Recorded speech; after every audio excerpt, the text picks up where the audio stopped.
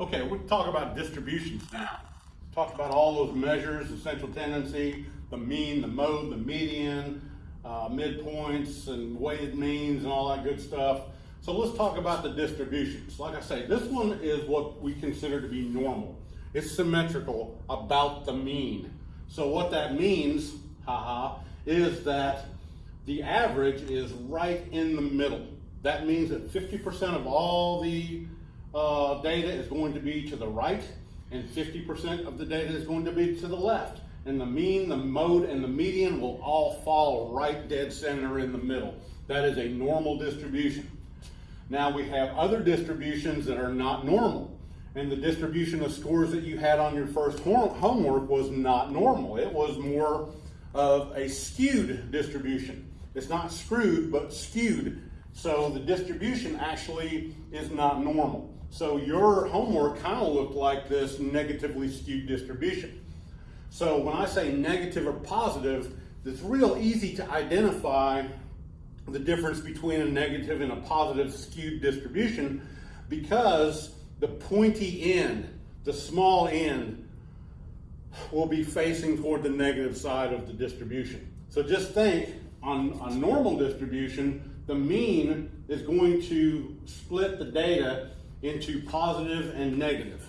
It's going to do the same thing with this. This is a positively skewed distribution. How do I know that? Is because the pointy end here, the small end, is pointing toward the positive side. So most of the data is loaded on the negative side. It's not negatively skewed, it is positively skewed because you have extreme scores that are not like the rest of the data over here. So it's going to pull the mean in the direction of the positive side of the distribution. So as you can see, your mode is way down here. Your median is in the middle that splits the data between two halves, and your mean is going to split the data between positive and negative. So what happens here is you've got some scores here that are pulling that mean in the positive direction. So anytime you have a skewed distribution, your median is going to be in the middle of the distribution, but your mean is going to be pulled in the direction of skewness. So if you have extreme scores to the right, the mean is going to be pulled to the right. If you have extreme scores to the left, the mean is going to be pulled to the left. So this is a negatively skewed distribution because you have extreme scores out to the left and it pulls this data this way. Most of the scores are over here, but you've got a few that are way over here. Normal, negatively skewed, and positively skewed distributions. The range, we already used the range, so we know what that's about. So here's an outdoor paint, it says. So we've got 2 experimental brands of outdoor paint are tested to see how long each will last before fading.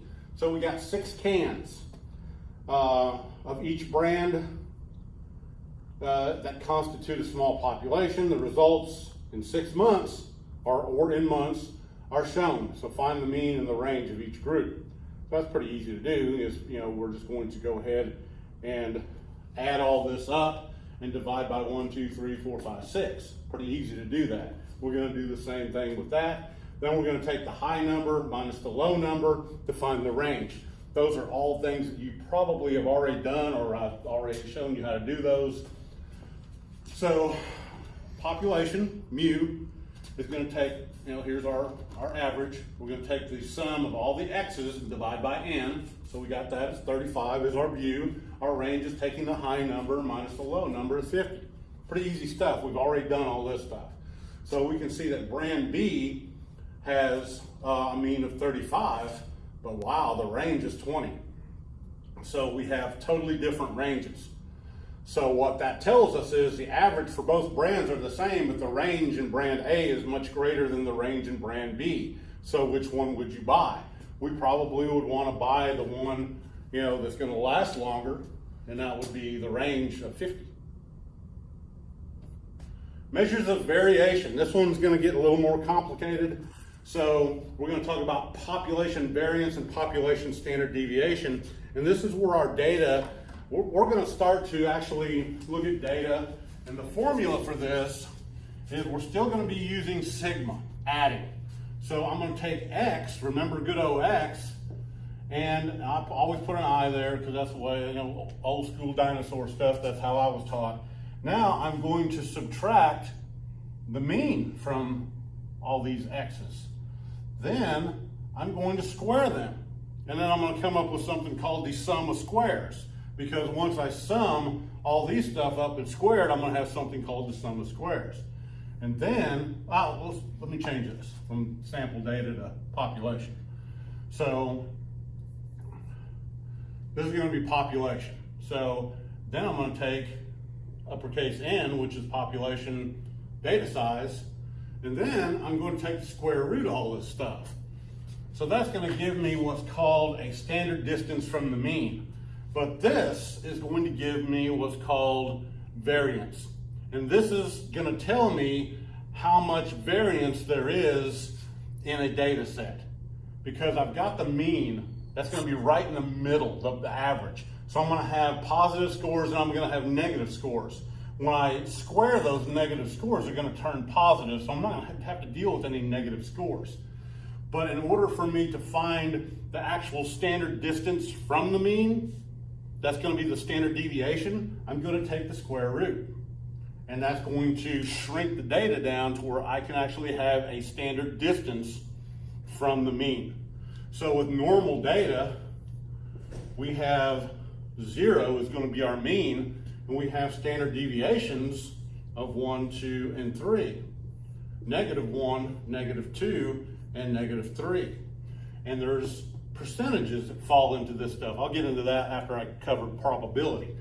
But each one of these things, so in this particular case here, and this is a normal distribution, a z distribution, my mean is going to equal 0, and my standard deviation, smaller case sigma, is going to equal 1. So that tells us a lot about the data. I've got, I don't have a lot of variation there. So this number here is going to tell you basically the standard distance from the mean, and this is 1 in this particular case. But depending on the data, it's going to, of course, produce different numbers. So that's population variance, population standard deviation. That's what this is. This is variance, this is standard deviation. In order for me to get the standard deviation, I have to take the square root of the variance. To get the variance from the standard deviation, I have to square the standard deviation. So this is the symbol for standard deviation. If I square this, I'm going to have variance. If I take the square root of the variance, I get standard deviation. So that's the relationship between these two concepts. We call this the spread of the data. To determine the consistency of a variable, we want to really compartmentalize it into those standard deviations. And like I said, a standard deviation is a standard distance from the mean. To determine the number of data values that fall within a specified interval in a distribution. So that's what those intervals, when we talked about interval data, this is going to fall on that interval level data. It's not going to be ratio data. As you see, I did not close these tails, so I don't have a absolute 0 point here. So these tails are open. That means this distribution can go on for infinity. I don't know how many standard deviations that go this way. And I don't know how many standard deviations I can go this way until it equals, nothing. So I don't have an absolute 0. That's why this is going to be on an interval level scale. When we're dealing with statistics, very rarely do we use ratio data. Sometimes we do, but very rarely when we're doing statistics. Inferential statistics, we talked about descriptive statistics, and when you're presenting like histograms, polygon, ogives, and pie charts, those are descriptive. You're describing what the data is telling you. With inferential statistics, now I'm making some inferences. I'm actually trying to predict something that's going to happen in the future.